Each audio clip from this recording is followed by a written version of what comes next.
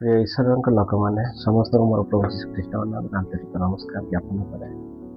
ମୁଁ ମନୋଜ ବିର ପ୍ରଭୁଙ୍କର ଗୋଟେ ଦିନ ଦାସ ଭାବରେ ମୁଁ ଆପଣଙ୍କୁ ଗଣମାଧ୍ୟମରେ ଜଣା କରିବା ପାଇଁ ଚାହେଁ। ଆମେ ଛୁଆମାନଙ୍କ ବିଷୟରେ ଆଲୋଚନା କରିବା ପାଇଁ ଆଜି ଚିନ୍ତା ଆଲୋଚନା କରିବା। ତାହା ଯଦି ଆମେ ବାକ୍ୟରୁ ଦେଖିବା, ପବିତ୍ର ବାଇବଲରେ ଲେଖାଗଲା ହିତୋପଦେଶ ପୁସ୍ତକ 29 ଅଧ୍ୟାୟର 15 ପଦରେ, ବାଡ଼ି ଓ ଅନୁଯୋଗ ଜ୍ଞାନ ଦିଏ, ମାତ୍ର ପିଲାକୁ ତାହାର ଇଚ୍ଛାରେ ଛାଡ଼ିଦେଲେ ସେ ତାହାର ମାତାକୁ ଲଜ୍ଜା ଦିଏ।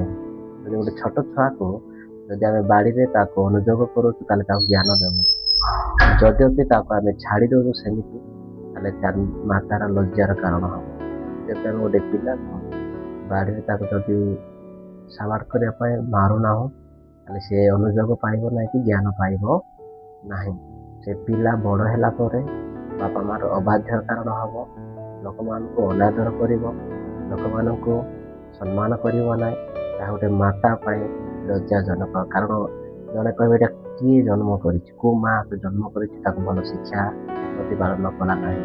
ସେଥିପାଇଁ ଈଶ୍ୱରଙ୍କ ବାକ୍ୟରେ ଲେଖାଗଲା, ତୁମେ ବାଡ଼ିରେ ଓ ଅନୁଯୋଗ ଦେଇ ଜ୍ଞାନ ଦିଅ। ବାଡ଼ିରେ ପିଲାକୁ ଆଘାତ କଲା, ଯଦି ଛୁଆ ଦୁଷ୍ଟ ହୁଏ ତାକୁ ବାଡ଼ିରେ ଆଘାତ କଲେ ସେ ସେଥିରୁ ଜ୍ଞାନ ଶିଖିବ। ମାତାର ଲଜ୍ଜାଜନକ ନ ହେଇ ଆଶୀର୍ବାଦର ଜନକ ହେବ। ଧନ୍ୟବାଦ। ସେଥିପାଇଁ ପ୍ରତ୍ୟେକ ପିଲାମାନଙ୍କୁ ନିଜର ବାପା ମା ଯେପରି ପିଲାମାନଙ୍କୁ ଜ୍ଞାନ ଦେଇ ଶିକ୍ଷା ଦେଇ ତାଙ୍କର ମନ୍ଦିର ରକ୍ଷା କରିବେ, ଏଥିପ୍ରତି ଆମେ ସମସ୍ତେ ଚିନ୍ତା ଆଲୋଚନା କରିବା। ଧନ୍ୟବାଦ। ସମସ୍ତଙ୍କୁ ପୁନର୍ବାର।